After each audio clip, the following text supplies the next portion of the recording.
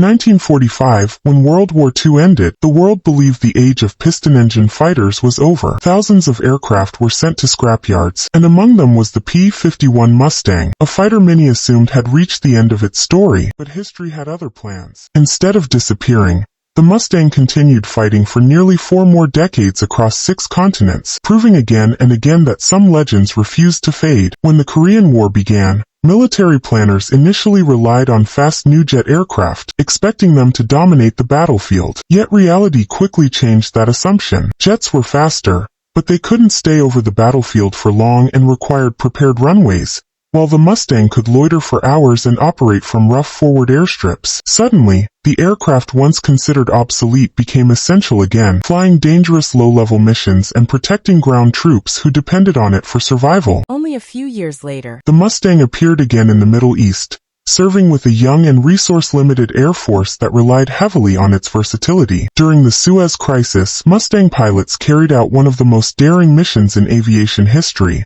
not by dropping bombs, but by flying dangerously low across the desert and using their propellers to slice enemy telephone wires, disrupting communication lines in a bold and unconventional strike.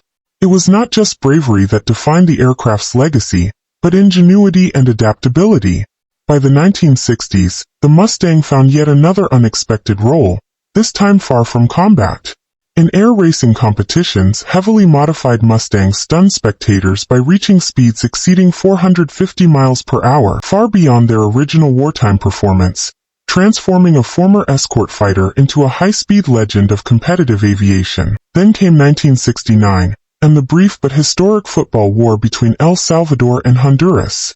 During this conflict, the Mustang fought its final aerial dogfight against another World War II icon, the F-4U Corsair, marking the last known combat engagement between piston-engine fighters in history.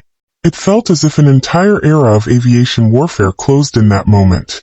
Yet even then, the Mustang's story did not end. Today, more than 160 airworthy Mustangs still fly around the world, appearing at air shows where the sound of their engines is more than just mechanical noise.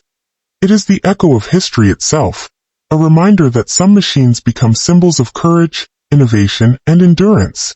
If you want to discover more hidden military stories like this, stories that history books often overlook, make sure to subscribe to the channel.